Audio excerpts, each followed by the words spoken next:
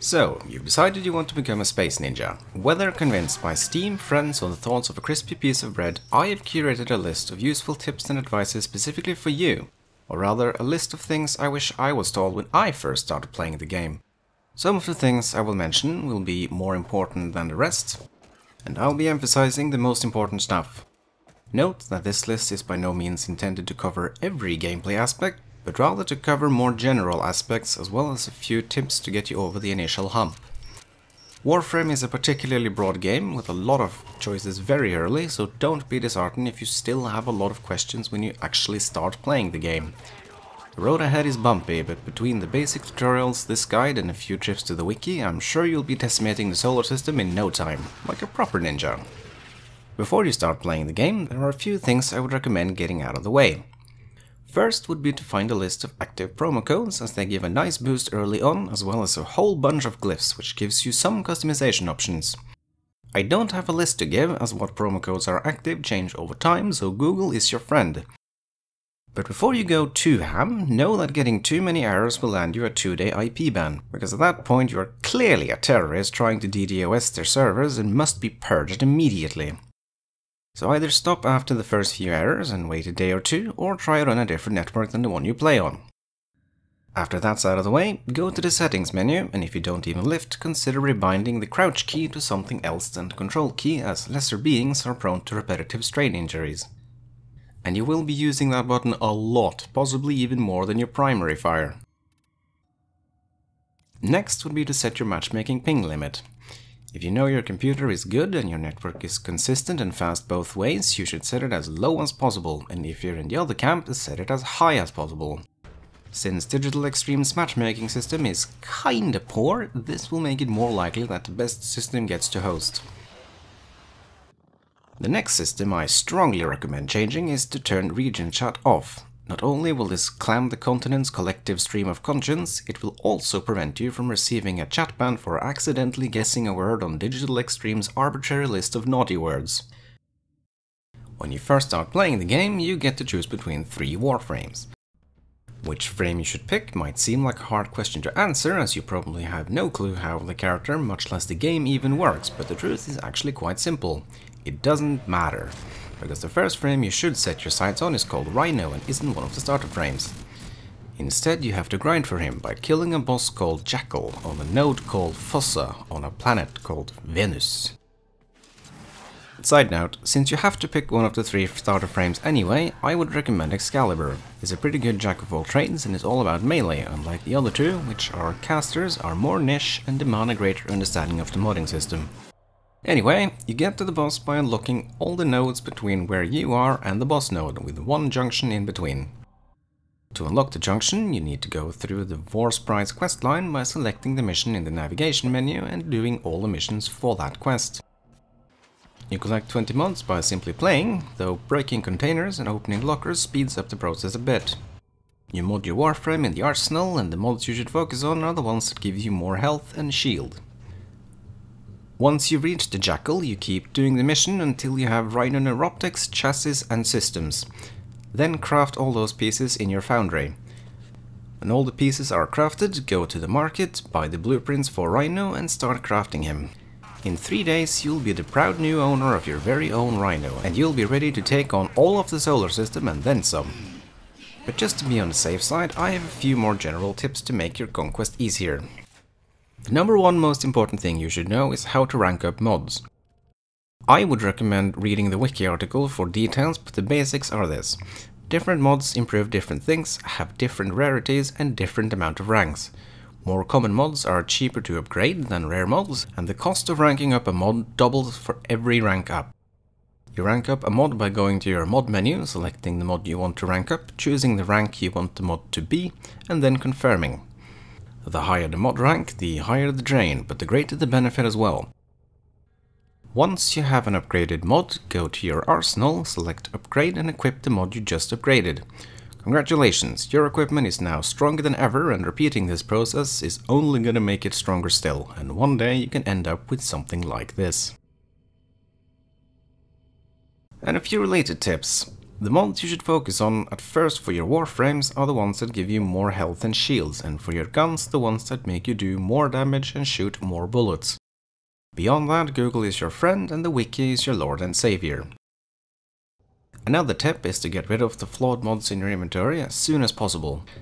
They are a total noob trap and a waste of resources, and why Digital Extreme decided to include them in the game at all is a question nobody has an answer to.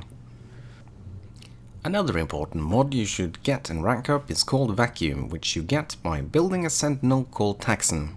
It picks up resources within a certain radius from you, which makes resource gathering much less tedious.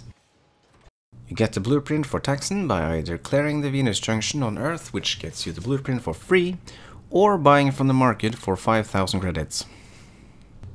On the topic of currency, the 50 platinum you start with should be spent on Warframe slots and weapon slots. Yes, it is tempting to buy skins, capes and rushing stuff in your foundry, but unless you're comfortable disposing of income on a free-to-play game you know nothing about, I would recommend sticking to things that give you the most value in the long run. And when it comes to acquiring platinum, I don't have much in terms of advice. I never got deep into trading, as I prefer to just make it rain when needed. What I have heard, however, is that you should first clear the start chart, then find some rare mods you grind for before selling it to lazy bastards who don't really want to play the game themselves. Selling can be done through the trade chat at Mara's Bazaar, as well as through third-party websites like Warframe.market or Riven.market. But unless you're a big fan of the game Fallout, I would recommend avoiding trade chat, and Mara's Bazaar is extremely limited in the people you can reach. Your best bet is third-party websites, and while I have never used Warframe.market myself as a seller, I can personally vouch for Riven.market as both a buyer and a seller, although Riven trading isn't exactly a reliable source of income and demands a fairly deep understanding of the game. If you're swimming in dead precedents like me, however, you can wait for a platinum discount through the daily login reward and splurge some platinum then. And on the topic of trading, third-party tools not only allow you to buy and sell items more efficiently, they also give you an insight to market demand, which allows you to set prices and expectations more accurately. There have been many horror stories of Digital Extreme punishing the victim by giving them a negative platinum balance and forcing them to spend a ton of real money to get their account back, but for the vast majority of cases, these stories are lying stupidity or a combination of the two. My advice would be to simply not worry too much about it and to not accept expensive stuff for free. Another tip would be to find a clan sooner rather than later. It usually gives a place to trade without additional tax. It has a bunch of blueprints for both warframes and weapons, as well as a few other items exclusive to dojos, and gives you a casual group chat that isn't like reading the comment section of a music video on YouTube. And if you need some help with a mission, there's usually a few bored veterans willing to help. If you're just starting out, consider playing solo for a little while until you're comfortable with tile sets and movement. Playing solo also means you don't have to worry about being grouped with people bum rushing the objective and impatiently waiting for you to figure out what the hell a bullet jump is.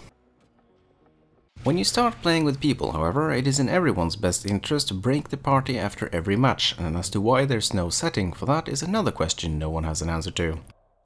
Digital Extreme moves in mysterious ways, I suppose. The last basic tip should speak for itself, but I'm gonna mention it anyway. If you have a friend who plays the game, keep asking them questions until you're blue in the face or until they stop answering and start spraying you with links like a cornered skunk. You should be spending like half your playtime reading the wiki anyway, but where to look is not always obvious. And while all that information I've given you so far should be more than enough to prepare your conquest of the solar system, I have a few more advice that won't make your experience easier, but hopefully more enjoyable. The first would be to set yourself multiple goals and to not prioritize any of them higher than the rest. For example, say you set yourself as a goal to collect all the warframes in the game and the next frame on your list is Equinox. Instead of grinding your face off to the point where you just feel bored or frustrated, instead bounce back and forth between different goals. Sure, it's less efficient to multitask like that than to completely metagame the system, but when you stop seeing Warframe as a hobby and start seeing it as a math problem, you've taken a wrong turn somewhere. My next advice would be to always have a form of crafting in your foundry, as you will eventually run into a progression wall otherwise, like I did. Now, you might be asking, what the hell is a forma and why is it important? And unlike popular belief, a forma is not a tartpan from IKEA, but rather an upgrade resource for your gear and a building material for a lot of weapons. Having a steady supply of forma is not going to be the most helpful thing in the early game, but there will come a point where you'll go through your reserve like a dog goes through a plate of unguarded Jaffa cakes. My last advice is more of a tip, which is that Plains of Eidolon is a good place to get some powerful mods early on, though if you do go there, do some research first. I would recommend looking up the quest Saya's Vigil and following the wiki from there. It's not strictly necessary, but it serves as a good introduction. And now that this guide is over, you have a new mission, one you brought on yourself. Know that this has only been a guide and that you are your own person. You decide what direction you want to head, although since I have 1500 hours in the game, I would recommend doing the following. Find a clan to join. They likely have a bunch of stuff researched already, which means more mastery points for you. Do all the quests available. They usually unlock stuff you need or want. Clear all the nodes in the solar system. If there's ever an event there, you'll have instant access to it, as well as unlocking a new game mode. Catch and master all the warframes and weapons. That's basically what the game boils down to anyway. Finally, try to have fun and don't grind your face off. This game has a lot to offer in return if you have the patience to understand it.